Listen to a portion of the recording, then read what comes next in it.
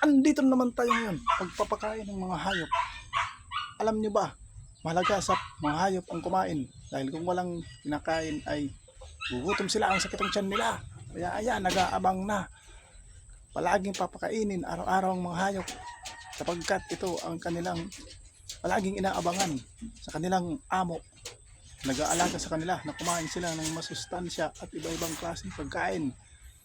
Ang ating mga survival na mga hayop ay nag-aabang na. Diyan na sila. Pag lagyan na natin ang patuka, kakainin na nila yan. Let's go!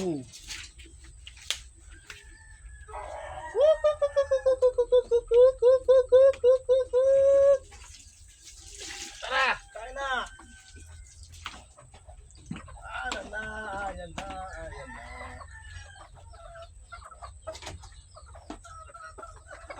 Kainan na, kainan na.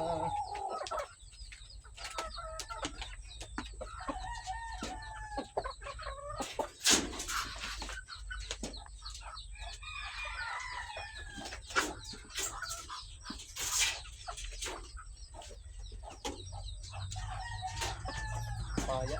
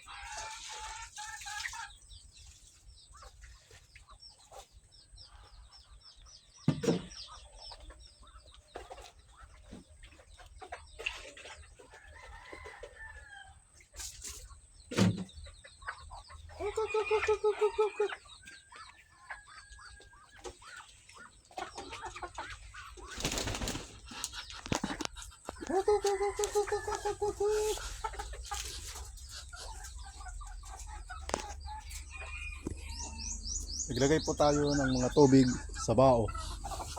Yan. Kasi po ang mga pato po ay mahilig uminom. Ayan, lagyan natin. Ayan, kumakain na sila. Meron mga halo-halo na mga kanin. Tapos meron mga prutas. Ayan.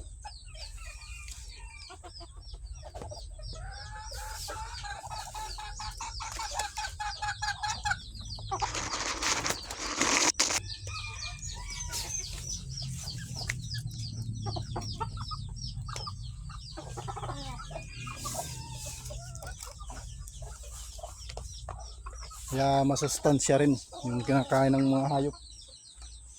Yun lang yan. Susunod, maghahalo na tayo dyan ng pollard. Pollard o kaya galing sa Samar yung giniling na natawag na sa amin upa. Kasi para panhalo sa patuka.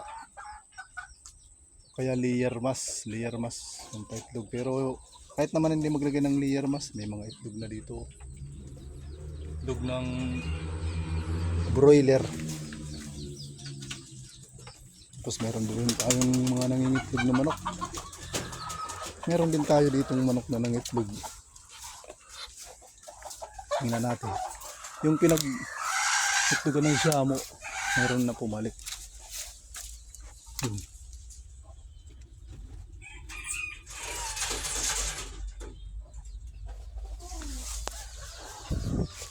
Doon nangitlog yung siyamo. Bali, may pumalit na naman na manok na nangitlog. Tapos may naglilim din tayo, naglilimlim. Tatlong piraso na apat na yung nangitlog natin. Ayun lang guys. Thank you.